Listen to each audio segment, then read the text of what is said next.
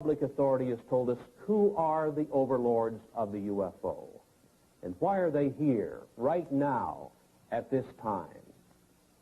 There is no Air Force defending any portion of this planet that can truthfully deny that the following documented incidents did take place and that similar incidents are taking place almost every day somewhere in the world. In the southeastern United States, military aircraft have disappeared, and UFOs have been connected with those disappearances.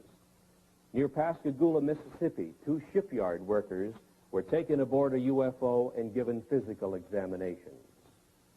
In 1976, in Kentucky, 3 women were taken aboard a UFO and terrorized while the humanoid crewman of the UFO gave them physical examinations. In Wyoming, in 1975, an oil exploration foreman, while elk hunting, was picked up by a UFO along with the elk and was medically examined and returned to the elk hunting area by the UFO crewman. In Arizona, in 1975, while working in open country, Travis Walton was zapped away for 5 days and kept aboard a UFO. A few weeks previously, near Alamogordo, New Mexico, a member of the U.S. military was examined by the humanoid crewman of a UFO. Rather than reveal that fact, the U.S. military found duty for Staff Sergeant Charles L. Moody in Western Europe. Before the kidnappers of the UFO, humans seemed helpless. The largest circulation newspaper in the United States offers a $1 million reward for decisive UFO information. According to UFO contactees, this is what a UFO humanoid crewman looks like. This is the best UFO photograph in the world. The military took it years ago and kept it secret. NASA reveals its UFO policy. NASA astronauts have seen UFOs. You learn for the first time what the Air Force Academy teaches its cadet officers about the reality of the UFO. You'll learn UFO fact, not science fiction. In a surprise ending, you'll see the answers to this incredible worldwide UFO mystery. The origin of the alien intelligences who are the overlords of the UFO.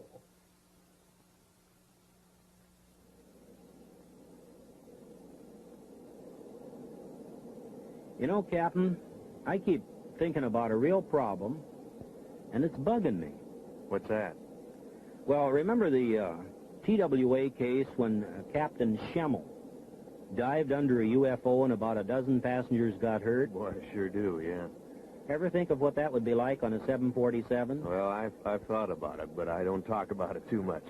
Well, we got 300 or 400 passengers and 20 stews moved around the cabin.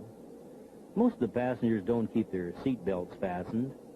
Now, if a big UFO came on a collision course, and with a 747 cruising at over 600 miles an hour, we'd have just a couple of seconds to take an evasive action of some sort, a dive or a zoom.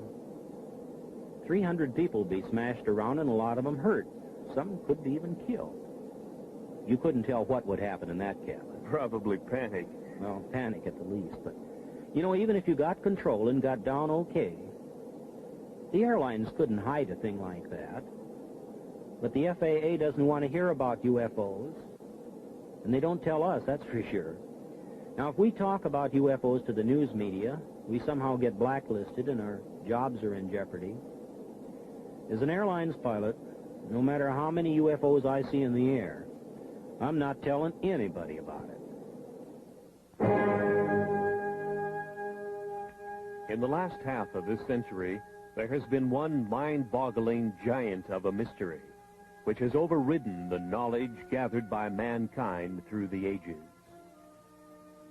There seems to be no answer to the reason for the appearances of the unidentified flying objects, the UFOs.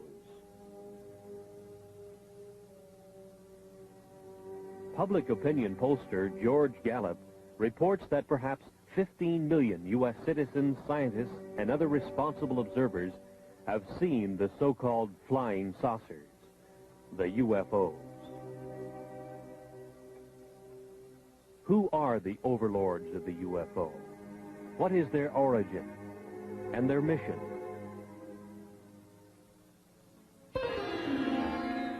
On July 31st, 1952, in the Italian Alps north of Milan, engineer Gianpietro Mongusi took these pictures of the landing of a UFO on the rough ice of the Churchill Glacier.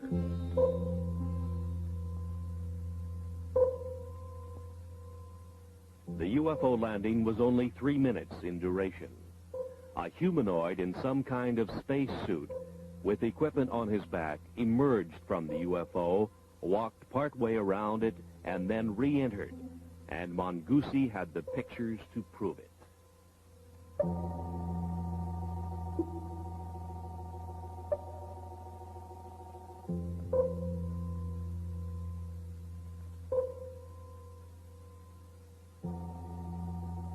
Verification of the origin of these photographs was made for the producers of this motion picture by a Swiss researcher and niece of psychiatrist Dr. Carl Gustav Jung, Miss Lou Zinstag.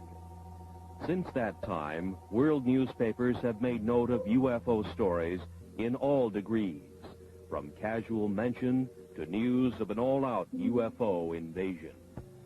The mental health of UFO observers was questioned. From 1951, another photograph of a UFO from Riverside, California, showing the very significant bell-shaped configuration with 3 spheres projecting from its underside. This is the most familiar type of UFO and has been seen and photographed worldwide by UFO researchers. Who are the alien intelligences behind this type of space travel device? Are the UFOs friend or foe?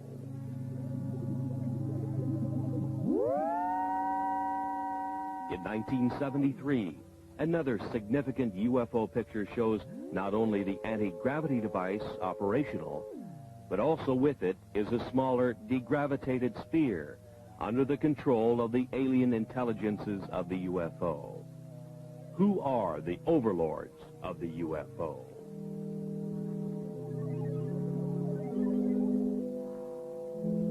In the Mediterranean, on a Sicilian beach, 2 small UFOs in the act of materialization from another dimension are observed by excited local citizens.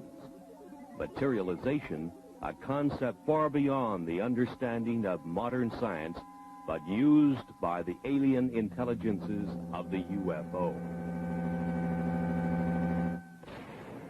A PhD in biochemistry on the faculty of the University of Oregon in Eugene took this picture of a UFO in the act of materialization from another dimension. 3 times during the shutter snap interval, the UFO appeared and disappeared, and here is the evidence. The scientist, fearful of the scorn of his fellows, kept his name secret. He had no desire to investigate one of the most incredible events of the science of the coming 21st century, to which he had been witness and to which he had photographic evidence.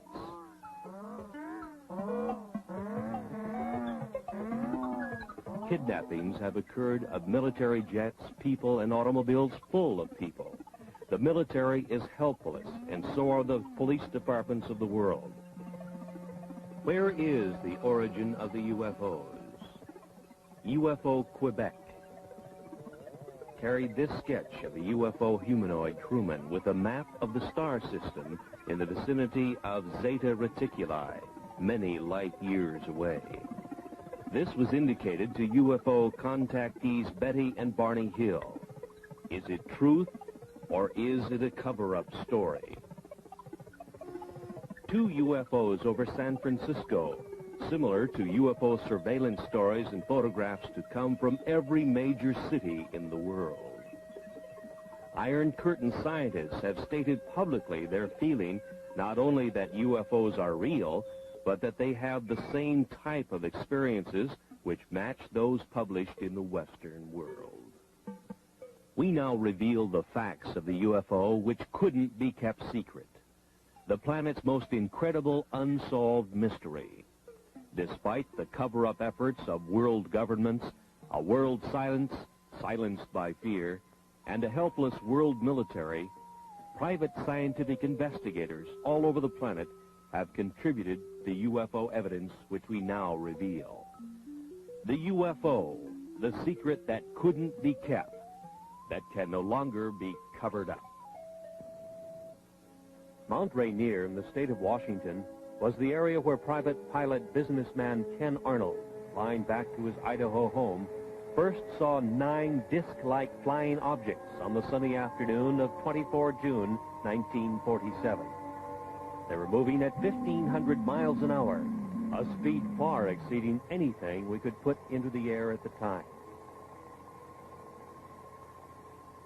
When he landed his airplane at Pendleton, Oregon, he reported the sighting of inverted saucers moving at incredible speeds.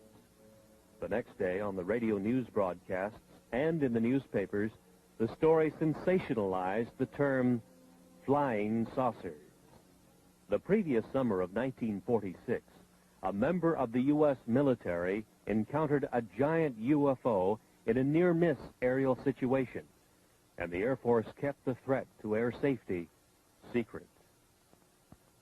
This event happened on the first day of August 1946 to the man second in charge of flight safety for the U.S. Tactical Air Command, Captain Jack E. Puckett.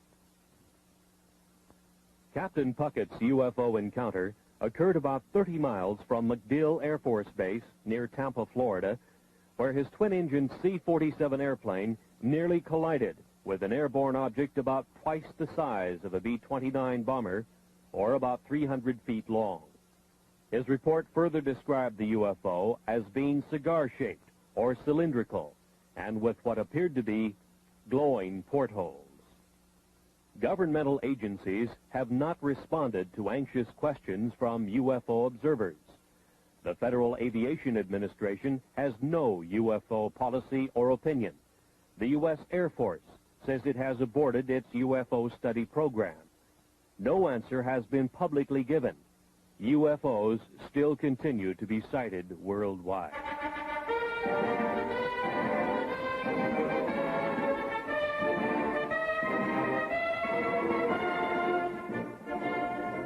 At the U.S. Air Force Academy in Colorado Springs, the cadets in training will become the officers who will police our airspace for the next crucial decades. While in the air, in the most complex airborne machines that our engineering science can design, they will encounter the far more sophisticated UFO, which worldwide research has now shown can disable the most reliable electrical and electronic systems of an airplane. The course of instruction at the U.S. Air Force Academy must contain some reliable information concerning the reality of the UFO. Of all government agencies questioned, the most responsive answer to that question has come from the Department of Physics at the Air Force Academy in a letter from its former director, Colonel Anthony J. Maione, who says in part, "In this text, an expanded section on UFOs and extraterrestrial life is included. The section attempts to provide a hopefully unbiased summary of UFO information and concludes, the best thing to do is to keep an open and skeptical mind and not take an extreme position on any side of the question." To further expand on the background we hope our graduates will have, we invited and had Dr. Stanton Friedman visit with us last April. During his visit, he presented 2 large audience lectures and 2 seminars, essentially in support of his subject, Flying Saucers Are Real. I hope you gather that we do make a continuing and real effort to provide our students with all views of current topics. They are expected to come to their own mature conclusions based upon the broadest foundation of knowledge and information that we can provide. Yours truly, Anthony J. Maione, Colonel, United States Air Force, Professor and Head of the Department of Physics. He tells of the text, Introductory Space Science, and reveals exactly what the cadets at the Academy are being taught about UFOs today.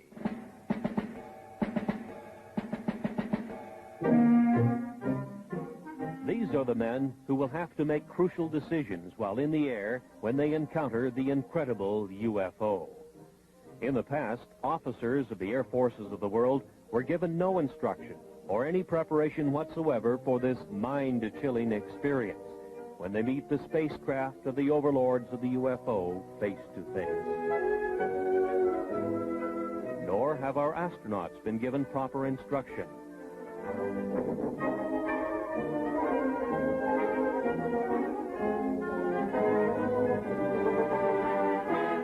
From Introductory Space Science, Volume 2, page 466. We should not deny the possibility of alien control of UFOs on the basis of preconceived notions not established as related to the UFO. Our physics may not apply. From available information, the UFO phenomenon appears to have been global in nature for almost 50,000 years. Known witnesses have been reliable people. This leaves us with the possibility of alien-controlled UFOs by visitors to this planet from this solar system or other solar systems.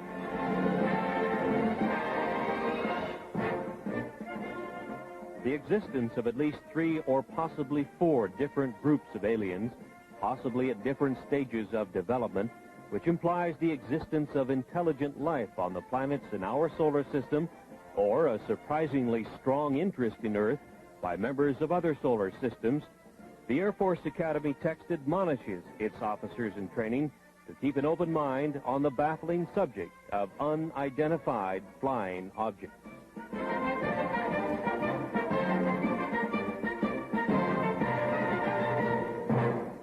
Maybe it's the honeymoon capital of this corner of the galaxy. Maybe the lecturers selected by the U.S. Air Force Academy to establish for their officers in training that flying saucers are real was Stenton Friedman.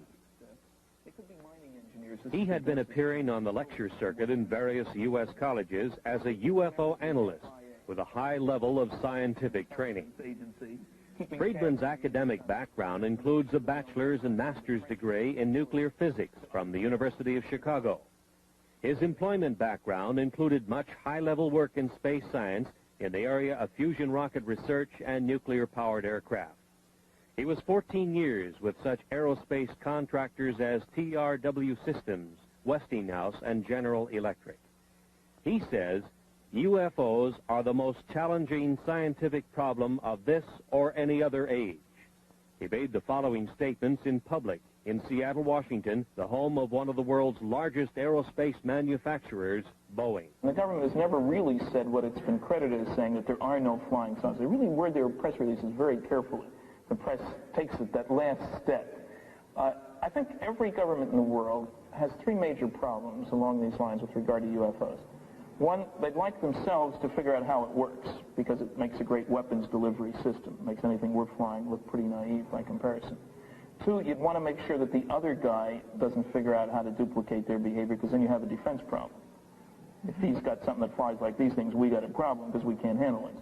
And 3, perhaps most important, a kind of philosophical political problem.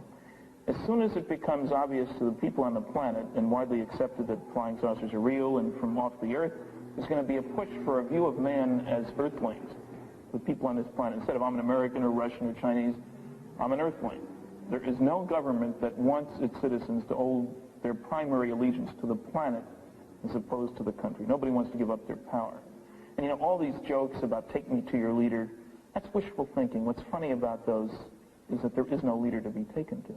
There's nobody who speaks for planet Earth. So there are enormous political problems with anybody saying, yes, there's somebody out there and he's coming here and he doesn't want to talk to me as a representative of the planet. How do we choose who speaks for the planet? I don't know.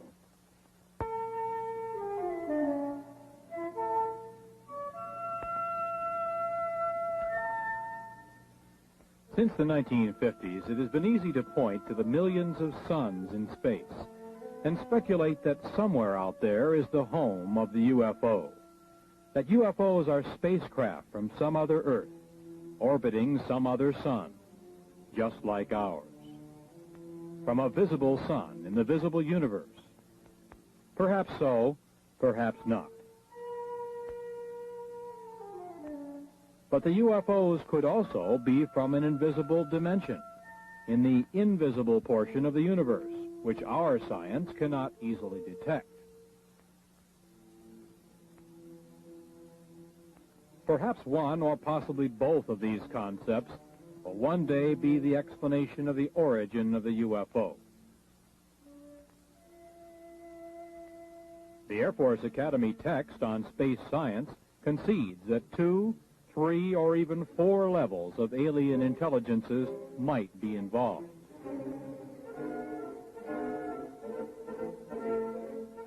NASA at the Johnson Space Flight Center near Houston, Texas, only concerns itself with the visible universe, with aerospace contracts administering the manufacturing of visible metal vehicles, making visibly televised trips in the Earth-Moon area, and with probes within the solar system by unmanned devices.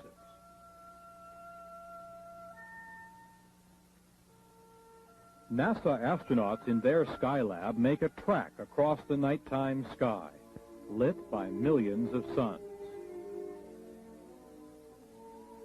The activities of the astronauts are minutely planned and carried out, but the framework is that of Earth science as we understand and engineer its applications. There seems little room for productive scientific speculation, perhaps because of the $38 billion NASA space budget, which is highly criticized in many quarters.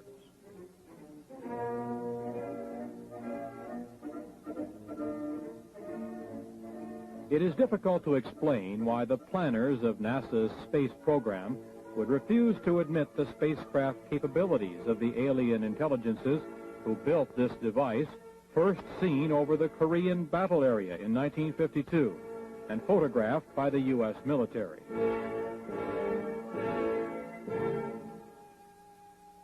This picture was available to NASA.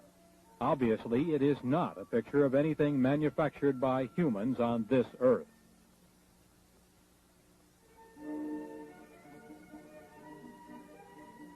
It was classified then and now as an unidentified flying object, a UFO. Can we now identify it? Is this actual photographic evidence that proves that alien intelligences use a spacecraft like this to travel from their dimension to our reality?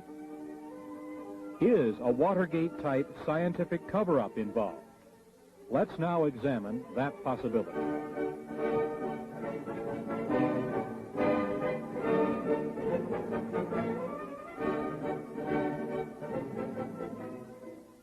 NASA first had warnings of UFOs from the pilots of its own X-15 project. The X-15 is a rocket-powered airplane which is launched high over the desert test area in California. The B-29 bomber is the launch vehicle which takes off, flies to its highest possible altitude, and then launches the little rocket-powered airplane. The test pilot gives it power, and the airplane goes through its maneuvers. Various complex engineering problems are worked out by such testing. And the engineering flight test pilot is one busy man.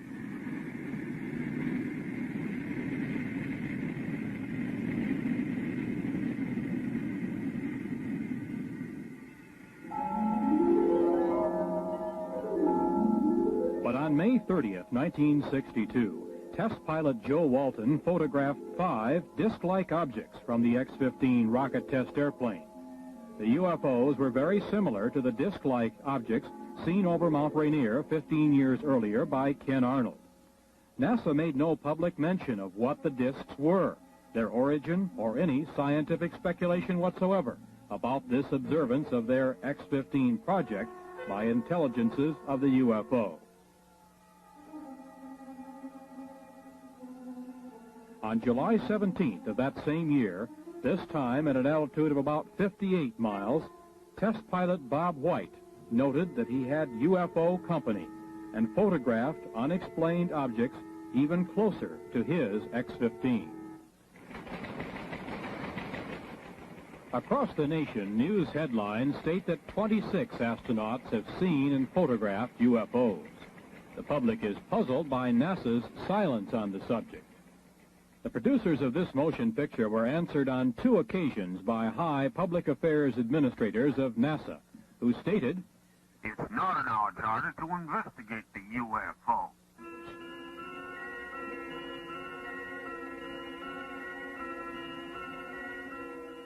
Inside the Skylab in zero gravity, the astronauts go through the day and night with their every minute carefully scheduled. The scientific experiments are in almost every instance planned, not to open new areas of the unknown in cosmic science, but to reinforce the ideas we already hold regarding the reality of the universe.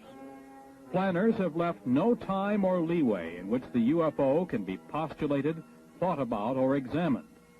Certainly, few startling public announcements have been made of any new discoveries during space missions. No new theories have been advanced. Astronaut Jack Lausma in Skylab 3 saw a glowing red object making its way across a field of his vision. He photographed it from his little planetoid in space, the NASA Skylab. It could have been explained as a meteor glowing red in space, except that there is no atmosphere in space whose friction could heat a meteor to a red glow. Was it a UFO observing Skylab? NASA remains silent.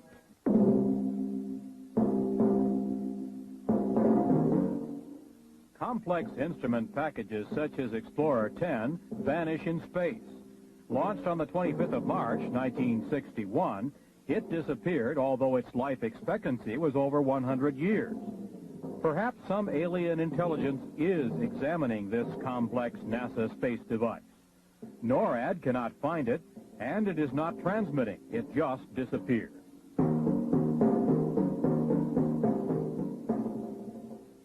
What is the photographic evidence that UFOs are watching our every space move?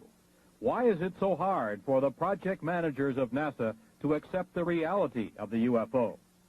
Is there a high-level scientific cover-up? And if so, why? Governments are charged with upholding the laws, and no law on Earth is more basic than the law of gravity. No wonder the obvious anti-gravity capability of the UFO makes governments uncomfortable. Bravely, some astronauts have stated that they believe in the reality of the UFO and the capability of the UFO to defy gravity while our giant rockets consume enormous amounts of fuel, putting a simple space capsule or Skylab in orbit. In the dark blue of space, in silence orbiting the Earth, the Skylab is the planetoid home of its crew. The crew is like the NASA test pilots in the X-15, busily occupied and concerned with the scientific work outlined for them by their NASA masters. Life support in Earth orbit is a scientific victory in itself and a major achievement for Earthlings.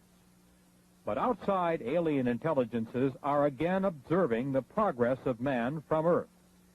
2 UFOs are photographed by an astronaut during a spacewalk. The hatch is open. The astronaut is working his problem. Again, 2 UFOs flit by. Just moving lights, something that could be easily ignored unless we obtained other pictures and other explanations. Actual pictures which could identify the UFO as a solid object with a mission and under intelligent control. One of the most remarkable instances of UFO photography took place in 1968, here above the Boeing Space Laboratory, south of Renton, Washington. Several photographs were taken of a UFO by then 14-year-old Scott Silty. It showed its anti-gravity capabilities as it hovered over the center in 2 locations. His efforts produced probably the only detailed shots of a UFO materializing to show configuration and portholes. His junior high school instructor, Jim Holm, was given the negatives to develop. Holm said he didn't know what to expect, but became a believer when he saw what the young Silty had apparently captured on film. When they came in that morning and they said, hey, we got the pictures we were talking about, naturally, you know, junior high students, you're a little bit reluctant to believe everything they say. But then, you know, as things proceeded, what happened was I developed the pictures, and we know the results now. What is your impression of what that object is? I'm always hesitant, but I would have to say that believing the students and the type of students they were, it almost definitely had to be some type of a flying object. Right out there. Right. And it's a little eerie. The thing that shook me up at first is I was reluctant to believe them. And when I printed or developed the film, I really couldn't see that much. But I was shocked. I have to admit, I was shocked when I put it in the enlarger. And through the enlarger, I could see a great deal more of what the object looked like. Like the portholes. Right. That was, I would say, the portholes was the most shocking part, because then it looked different than just a glow in the sky in a certain form, like you always hear the thing, you know, swamp gas and that sort of thing. But no swamp gas is going to have portholes or a configuration geometric the way that was. One man who has spent the last 25 years researching and keeping track of UFO sightings in the United States is Seattle fireman Robert Gribble. He has spent his spare time gathering all data possible that will help him keep track of when and where they take place. The pins on this map indicate sightings in the U.S. for just 1 year.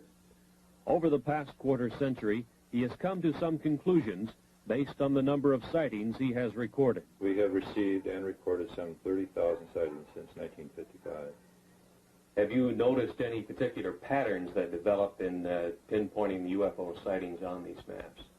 No, we have found no marked pattern, although we do believe that they are following two procedures. One, a surveillance of the land areas, a very close surveillance, and a close surveillance of the people, and it seems to fluctuate from one to the other. Now, through all these years of research, you must have drawn some conclusions about what they are, what the UFOs are. Well, we firmly believe that what the people are seeing in those objects which we have classified as unknown are actually vehicles not manufactured on this planet. How can you draw that conclusion? How do you know? Well, the vehicles have been seen in the United States, and there are good records of this for the last 200 years, and actually the records go back into history for some 3,000 years. The same things that were seen then are being seen today. We understand that there are several hot spots in the United States, UFO sighting areas, and one of them happens to be in the southwestern United States in Utah. There have been a tremendous amount of sightings in the southwest over the years, with a very large concentration in the Utah area.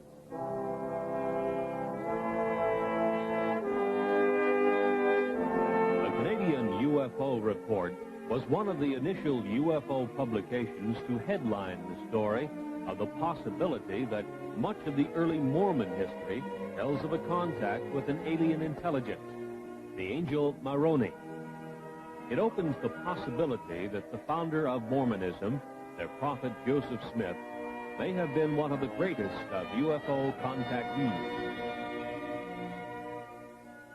Dr. Frank D. Salisbury, on the faculty of the State University of Utah in Logan, and himself a Mormon, does not doubt that possibility. He has stated publicly that he believes that his UFO study has established the probability that the Earth is being visited by UFOs that seem to be using the isolated area of eastern Utah as an Earth base. In March of 1975, a national tabloid newspaper circulated the following story of a UFO kidnapping. The producers of this motion picture interviewed Carl Higdon, who furnished the artist's conception of the android crewman from the UFO who kidnapped him and took him aboard the UFO to elsewhere. Higdon was given a physical examination in a tower by a huge TV-like eye, rejected, and was returned to the elk hunting area in Wyoming, where he was picked up. While on his 8-hour UFO trip, he encountered a teenage boy, 2 young girls, and a man in his 60s, also guests of the UFO intelligences. Upon his return, he suffered radiation symptoms with itching skin and burning eyes. Area Sheriff Ogburn and his deputy Ed Tierney investigated the incident. So did Dr. Leo Sprinkle of the University of Wyoming, who gives us this professional opinion as to the truth of this verified UFO kidnapping.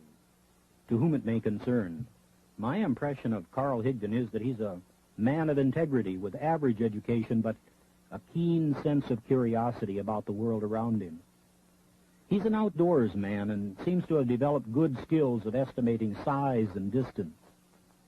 Although the sighting of a single UFO witness often is difficult to evaluate, the indirect evidence supports the tentative conclusion that Carl Higdon is reporting sincerely the events that he experienced. Hopefully, further statements from other persons can be obtained to support the basic statement. Respectfully submitted by R. Leo Sprinkle, Ph.D., the University of Wyoming in Laramie.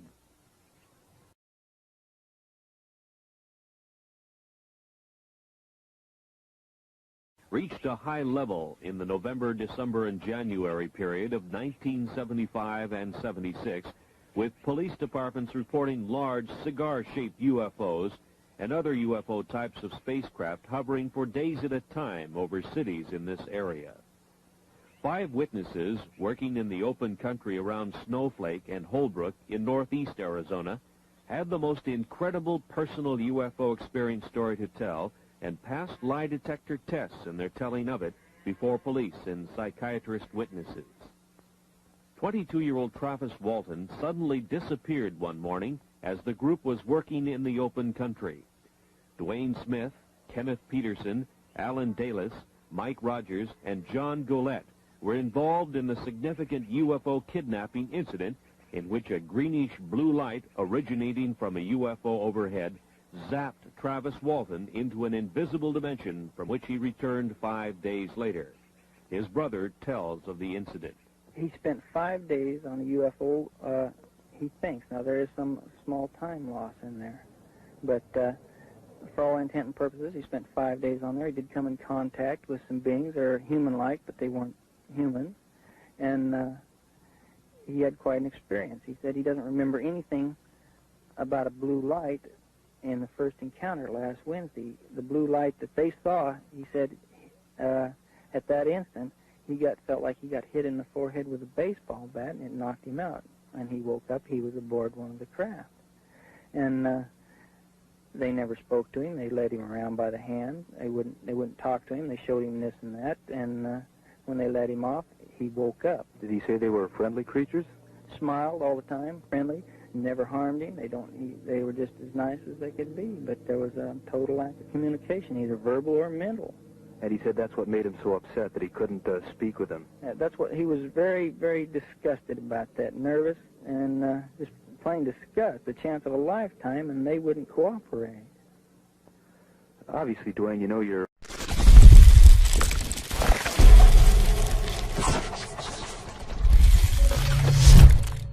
own brother probably better than anybody else. Do you believe the story? I've never seen him play a practical joke in his adult life. A psychiatrist tells of his examination of Travis. Our conclusion, which is absolute, is that this young man is not lying. There's no collusion involved, no attempted hoax or collusion with the family or anyone else. There's a rumor around that there's contracts. There are no such contracts. No motivation for a lie. Any possibility of lying or hoax as you see it? None whatsoever. As we have indicated, UFOs can create a tremendous spatial energy flow. One of the most startling examples of that occurred several years ago on Vashon Island, which is located in the Pacific Northwest in Puget Sound, not far from Seattle, Washington. It was near the tiny town of Vashon that several UFO sightings had taken place in the late 1960s. So the fact that local residents had seen such phenomena was not startling. But the fact surrounding one of the incidents was unusual, to say the least. So it was out in that area? On the night of the 19th of February, 1968, Detective Lieutenant Terry Ullman was dispatched to an old gravel pit area west of town. Some young people had seen a UFO, and the King County Sheriff's Office was sent to investigate. The temperature was 50 degrees. Ullman tells of what he saw. Well, there was a lot of ice. It really had no reason to actually be there. It wasn't that cold out. And did it have a certain consistency or something unusual about it? Well, it was 1.5 inches thick and was rather milky and bubbled. Mm-hmm. And what was the impression that you had, or why did you have the impression that it was some strange phenomenon that created this? Well, I can't be sure about that, except it was entirely too warm out to have ice like that. One of the other officers had responded to a UFO call at that same location the night before. The UFO energy flow had apparently left a solid sheet of ice as it supercooled the area below the UFO as it took off. At the freezing temperature of 32 degrees, it would take some 113 hours to freeze the pond 50 feet in diameter with a sheet of ice 2 inches thick, and the weather had not been that cold. The UFO did it. Because of official concealment, denials, and just plain ordinary bureaucratic cover-up during the 1950s and 60s, many cases of UFOs establishing themselves as a menace to commercial airlines' safety of flight had been concealed. One night, 10 of 85 passengers aboard an American Airlines commercial flight were injured when their pilot, Captain Ed Bachner, took evasive action to avoid a UFO encounter. It happened to flight number 966 on the night of 17 July 1957 on a flight from El Paso to Dallas, just 50 miles east of El Paso over Salt Flats, Texas. The UFO continued along the Gulf Coast to Gulfport, Mississippi, where it turned north. Traffic control radar tracked the UFO, and the military was alerted. In the vicinity of Meridian, Mississippi, the Wing Intelligence RB-47 electronic surveillance airplane tuned in the UFO's emission on its ALA-5 pulse analyzer. As it moved west toward Dallas, Texas, the pulse train of the UFO was analyzed as having a 3,000 megacycle envelope, a duration of 2 millionths of a second, and a repetition rate of 600 times a second. This was identifiable electromagnetic emission from a UFO, which was also being tracked by military and Federal Aviation Agency radar. The UFO circled Dallas and Fort Worth, Texas, and headed north to Oklahoma City, and continued its track north, followed by the Wing Intelligence electronic surveillance aircraft. This was continued until the U.S. Air Force plane was to run low on fuel near Forbes Air Force Base. At 1:45 on the morning of April 3rd, 1975, some 20 or more law enforcement officers in 5 North Carolina counties pursued a bright, glowing, unidentified alien spacecraft. Newspaper headlines told of a major incident which was, in effect, kept secret from the rest of the nation. Newspapers, radio, and television all over the world remained silent on the stories because wire service editors did nothing to emphasize their significance.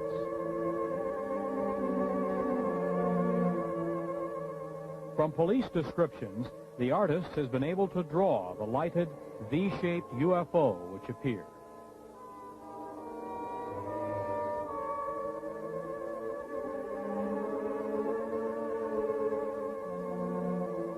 No responsible agency gave to the public any scientifically supported explanation of the origin or mission of the alien space travel device.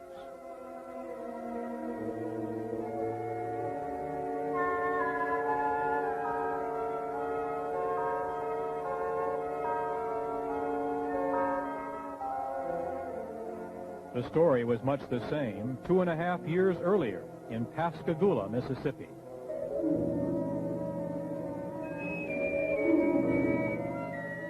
The Pascagoula Press first headlined the story October 12, 1973. and told the nation about two shipyard workers, Calvin Parker and Charles Hickson, who had their fishing trip interrupted by a glowing, blue-lighted UFO which landed near them. Two humanoids took them aboard for a physical examination, placing them under a large TV-like eye.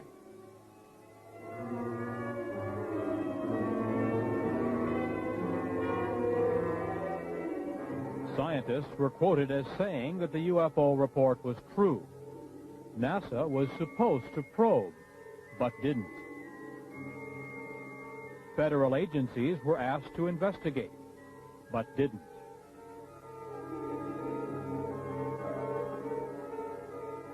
Hickson said the creatures from the UFO seemed friendly, but that they acted controlled, as if they had a specific thing to do and did it.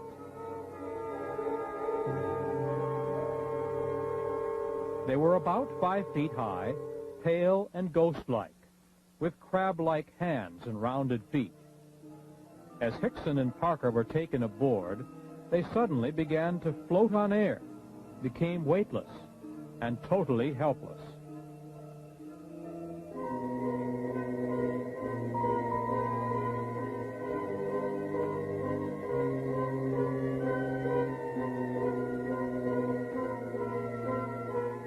In the Gulf South, from Louisiana to Florida, hundreds of reports to police and sightings by police officers told of UFO activity that same night.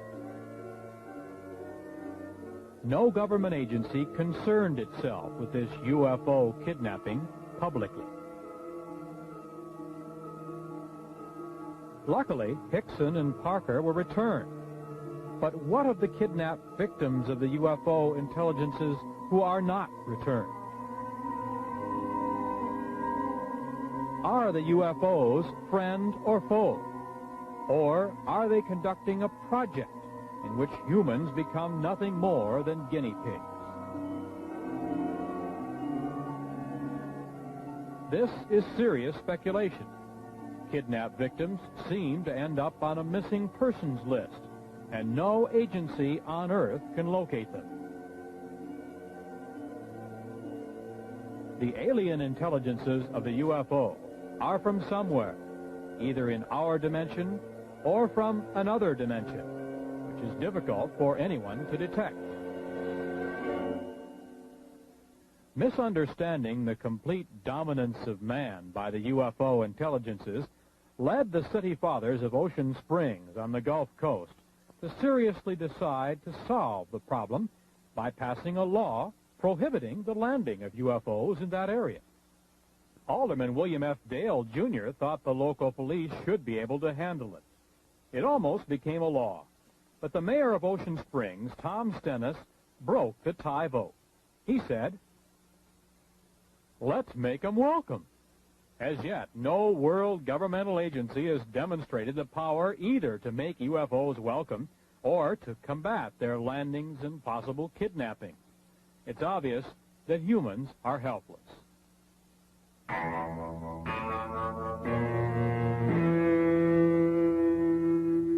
Since 1966, the very competent scientific analysts of the British publication The Flying Saucer Review have been assembling all available information about alien intelligences who have made repeated UFO landings in the high Pyrenees Mountains between France and Spain. So have the defense authorities of both nations.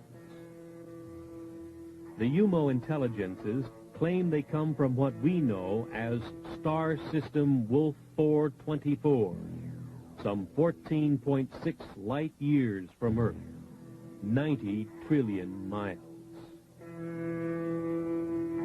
Near their home planet, their UFO space travel device enters a black hole in space. A giant energy whirlpool vortex which hurls their spacecraft into another dimension in which time hardly exists. From this, they emerge into our dimension, into our solar system, and proceed to their expeditionary target, Earth.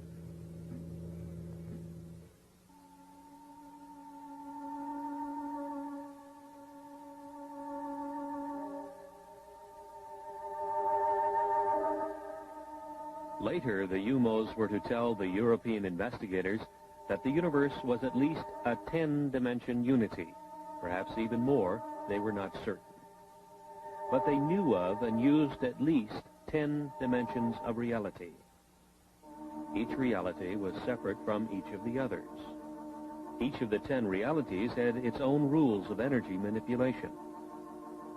Even though there were 10 dimensions which were open to space travel, reckless energy misuse in one dimension can disturb the cosmic unity of another dimension and its inhabitants. Telepathy is used to receive knowledge during space travel. The mind, said the UMOs in the quiet areas of space, is especially open to pure cosmic knowledge received by telepathy. Any mentality can receive and benefit from knowledge received by telepathy. The more telepathic ability is exercised, the more valuable it becomes, the UMOs learned, as they learned many of the high scientific secrets of the solar systems they traveled through in their space exploration projects. Target Earth was to be another of their cosmic projects. The UMOs first learned of the planet Earth, with inhabitants of some intelligence, in the Earth year 1950. They landed and left 8 of their males and females in the area which had high mountains between France and Spain. Since that time, they have studied the new planet and the method of mental understanding used by its inhabitants. They found Earth science could not account for cosmic beings like themselves. They have carefully made themselves known to certain people of France and Spain, about 30 in all. They have tried to understand the limitations which exist in the mind of man. They find human knowledge inadequate and much inferior to the cosmic understanding, which permits space voyages between the UMO position in the universe and the Earth.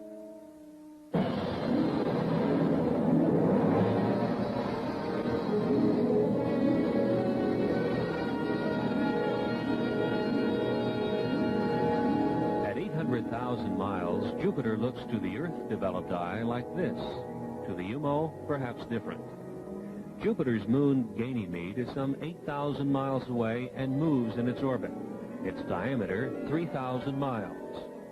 The UMO intelligences took a heat measurement of the Jupiter hotspot. They compared the measurements to that of the surface of their sun and found it about the same. The other Jupiter moons were identified: Europa, Amalthea, Callisto, as they were named by Earth astronomers.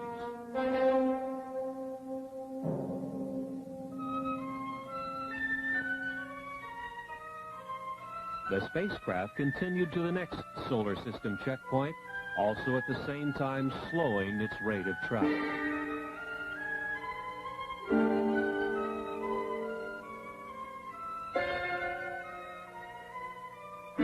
Saturn was identified with its strange moon, Titan.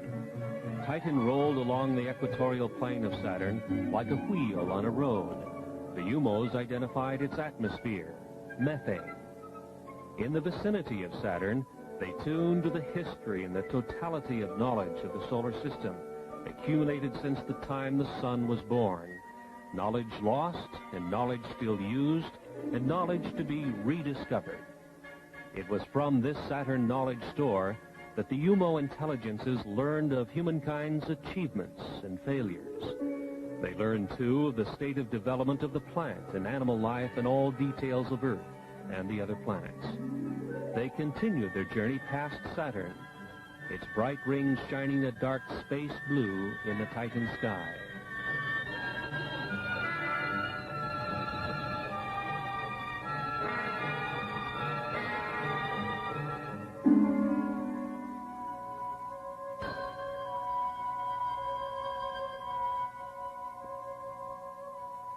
The cosmic voyage continued to Mars.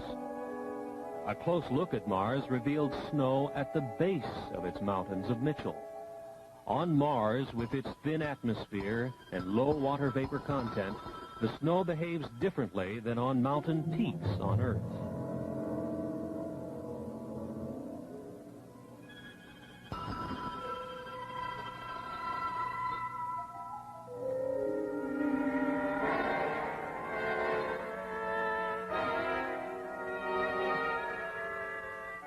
Leaving Mars, they passed scarcely 100 miles from Phobos, one of its 2 moons. 4,000 miles above the red storm-swept planet, Phobos is a dark clump, only 16 miles in length.